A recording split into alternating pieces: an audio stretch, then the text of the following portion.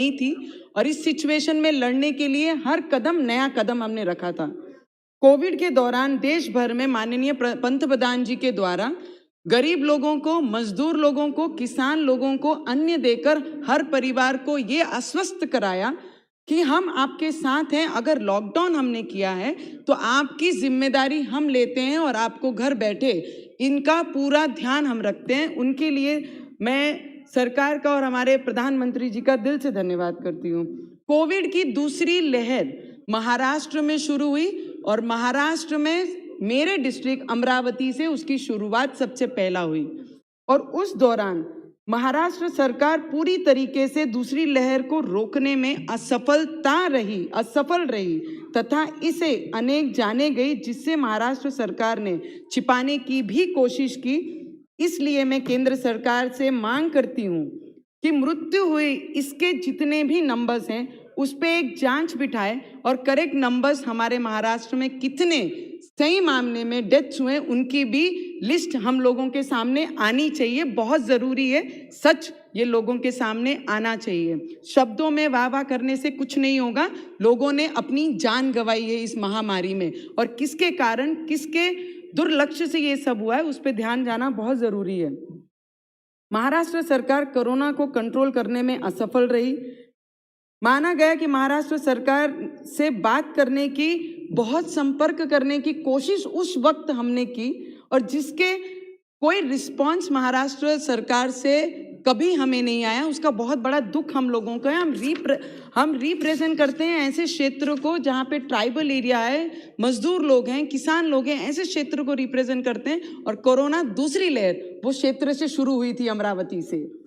और कोविड में मैं आपको अध्यक्ष महोदय आपको मैं बताना चाहूँगी कि ये कोरोना के पीरियड में जो 1.5 साल 1 साल हमने लॉकडाउन करके हम अपने घर में रहे, हमारे क्षेत्र में मैक्सिमम ट्राइबल लोग हैं, मजदूर हैं और किसान हैं जो रोज़मर्रा जाते हैं, मजदूरी करते हैं और खाना ला के अपने परिवार को खिलाते हैं। उस वक्त जितने भी लोग अपने घरों में थे, तब इलेक्ट्रिक डिपार्टमेंट का जो मुद्दा आता है, हमारे मंत्री महोदय ने, राज्य के जो मुख्यमंत्री ने और डिपार्टमेंट के जो मंत्री महोदय, उन्होंने क्लियर शब्दों में प्रेस कॉन्फ्रेंस में कहा कि इलेक्ट्रिक का जो भी बिल होगा उसे कहीं ना कहीं कोई परसेंटेज में हम माफ करेंगे और लोगों को रिलीफ देंगे। पर उन्होंने किया नहीं। जो हमारे कृषि पंप हैं, आज भी हमारे लोग वहाँ पर कृषि पंपों पे जो 2 साल से कुछ काम नहीं कर रहे थे, कृषि पंप में जाकर जबरदस्ती, अगर तुम वहाँ पर पैसे नहीं भरते हो तो उनके कृषि पंप के कनेक्शन भी आज हमारी महाराष्ट्र गवर्नमेंट के लोग जाकर जबरदस्ती उसे काटा जा रहा है। तो मैं विनंती करूँगी, कई मेरे फ्लोर लीडर, मेरे भाई मेरे से बहुत बड़े और सीनियर हैं जो शिवसेना के फ्लोर लीडर हैं ना, उन्होंने कुछ टिप्पणियाँ हमारे केंद्र के ऊपर, केंद्र के सब्जेक्ट पे की है, उस पर ज़रूर बोलना चाहूँगी मैं। कोविड के कारण पूरे महाराष्ट्र के अंदर अनेक जो व्यापारी थे, बिजनेस थे, बहुत सारे लॉसेस हुए। तो उसमें मैं केंद्र से भी विनंती करना चाहूँगी, जिनके ऐसे शटडाउन हुए हैं बिजनेस, जिनके क्लोज हुए हैं, उनको भी रीओपन करने के लिए क्या फैसिलिटी केंद्र से दी जा सकती है, उस पर भी हमने मदद करनी चाहिए। अमरावती जिले में कोविड के समय बहुत सारी मंत्री महोदय, मंत्री जी आप यहाँ पर हैं, तो 100 करोड़ का आंकड़ा ऐसा दिया कि इसमें एक्सपेंस उनका खर्च हुआ है कोविड के दौरान।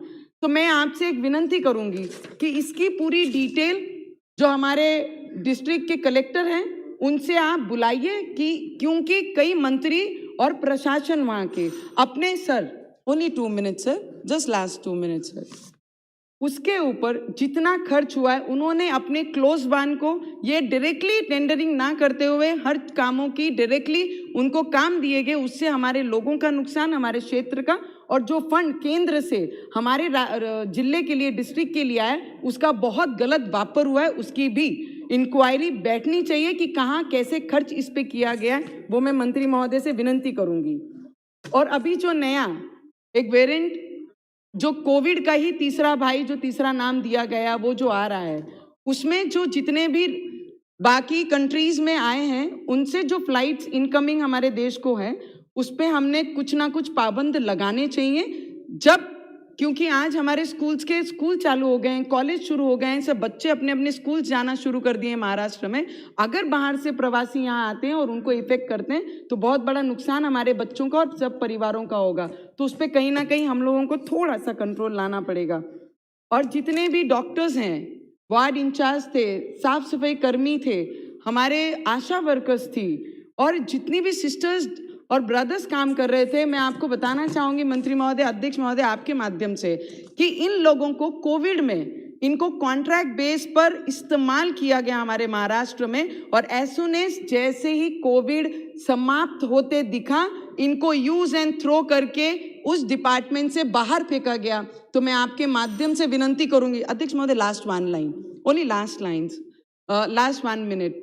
तो उनको उठा के फेंका गया, तो उसके लिए आपसे मैं विनंती करूंगी कि उन्हें परमानेंट करके उन्हें आगे स्ट्रांग की, क्योंकि अपनी जान पर खेल के इन लोगों ने हमारी मदद की है, हमारे देश को सेवा दी है अपनी जान पर खेल के। और इन लोगों को यूज एंड थ्रो करके हम नहीं फेंक सकते, उसमें हमने बोलना चाहिए। हमारे भाई ने बहुत अच्छा, फ्लोर लीडर ने अभी कहा कि कुछ टिप्पणी सेंट्रल पे की है कि भाई ये प्राइवेटाइजेशन पे बात की गई है। मुझे इनसे पूछना है, ऐसे महाराष्ट्र की एक नागरिक और महाराष्ट्र के एक डिस्ट्रिक्ट को रिप्रेजेंट करती हूँ, हमारे पिछले 21 महीने से हमारे एसटी कामगार पिछले 1 महीने से वो मुंबई में एक मैदान में बैठे हैं, आज़ाद मैदान में, और हमारे जिले में अलग अलग डेपों पे बैठे हैं।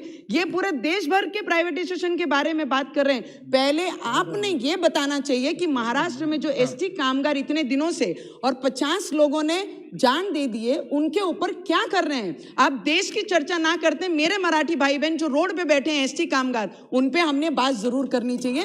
ये मैं आपसे विनंती करूंगी। Sir, last member Rampreet Mandal, last line. की बढ़ोतरी उनके सैलरी में। मैं आपको, अध्यक्ष महोदय, नवनीत जी प्लीज कंक्लूड। अध्यक्ष महोदय, लास्ट लाइन। अध्यक्ष महोदय ये बता रहे हैं कि जो 5000 बढ़ाए हैं, उनके कंपैरिजन में 20 जो मुंबई में चलती, उनके 40,000 रुपए सैलरीज हैं, और ये लोग जो 18 साल से, उनकी 18,000 रुपए सैलरी है। तो कंपैरिजन कहीं ना कहीं होना चाहिए। मैं सिर्फ मंत्री महोदय से यही विनंती करूंगी कि जिस तरीके से वैक्सीनेशन हम कर रहे हैं, वैक्सीनेशन के लिए हमारी भी जवाबदारी बनती है। जो वैक्सीनेशन पे टीका टिप्पणी कर रहे हैं, हम अपने क्षेत्र में हम अपने क्षेत्र में वैक्सीनेशन के लिए अपने तरीके से हम उसे पब्लिश कर रहे हैं कि वैक्सीनेशन लेना बहुत जरूरी है। जब एक डोज लिया, दूसरे डोज के लिए जब कोविड खत्म होने लगा, तब